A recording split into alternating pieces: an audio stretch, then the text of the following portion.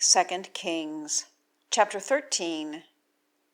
In the 23rd year of Joash, son of Ahaziah, king of Judah, Jehoahaz, son of Jehu, has reigned over Israel in Samaria 17 years. And he does evil in the eyes of Yahweh, and goes after the sins of Jeroboam, son of Nebat, that he caused Israel to sin. He did not turn aside from it. And the anger of Yahweh burns against Israel, and he gives them into the hand of Hazael, king of Aram, and into the hand of Ben-Hadad, son of Hazael, all the days. And Jehoahaz appeases the face of Yahweh, and Yahweh listens to him, for he has seen the oppression of Israel, for the king of Aram has oppressed them. And Yahweh gives a Savior to Israel, and they go out from under the hand of Aram, and the sons of Israel dwell in their tents as before.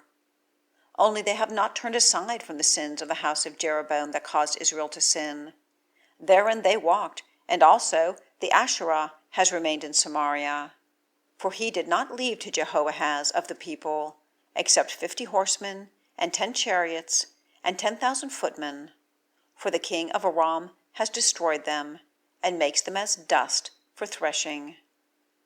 And the rest of the matters of Jehoahaz, and all that he did, and his might, are they not written on the scroll of the Chronicles of the kings of Israel? And Jehoahaz lies with his fathers, and they bury him in Samaria, and his son Joash reigns in his stead. In the 37th year of Joash, king of Judah, Jehoash, son of Jehoahaz, has reigned over Israel in Samaria 16 years. And he does evil in the eyes of Yahweh. He has not turned aside from all the sins of Jeroboam, son of Nebat, that he caused Israel to sin. Therein he walked. And the rest of the matters of Joash, and all that he did, and his might which he fought with Amaziah, king of Judah, are they not written on the scroll of the Chronicles of the kings of Israel? And Joash lies with his fathers, and Jeroboam has sat on his throne. And Joash is buried in Samaria with the kings of Israel. And Elisha has been sick with his sickness in which he dies. And Joash, king of Israel, comes down to him and weeps on his face and says, my father, the chariot of Israel and its horsemen. And Elisha says to him, take bow and arrows. And he takes bow and arrows for himself. And he says to the king of Israel, place your hand on the bow.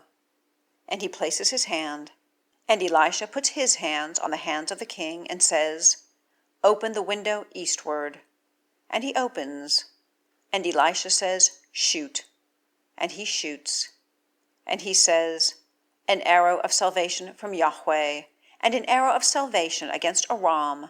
And you have struck Aram in Aphek until consuming. And he says, take the arrows. And he takes. And he says to the king of Israel, strike to the earth. And he strikes 3 times and stays. And the man of God is angry against him and says, by striking 5 or 6 times, then you had struck Aram until consuming. But now you only strike Aram 3 times.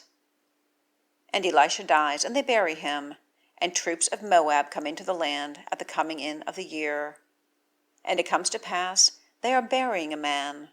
And behold, they have seen the troop, and cast the man into the grave of Elisha.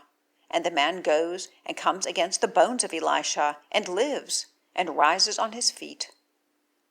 And Hazael, king of Aram, has oppressed Israel all the days of Jehoahaz. And Yahweh favors them and pities them, and turns to them for the sake of his covenant with Abraham, Isaac, and Jacob, and has not been willing to destroy them, nor to cast them from his presence, as yet.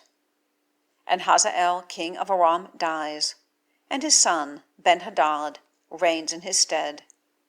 And Jehoash, son of Jehoahaz, turns and takes the cities out of the hand of Ben-Hadad, son of Hazael, that he had taken out of the hand of his father Jehoahaz in war. Joash has struck him 3 times, and he brings back the cities of Israel.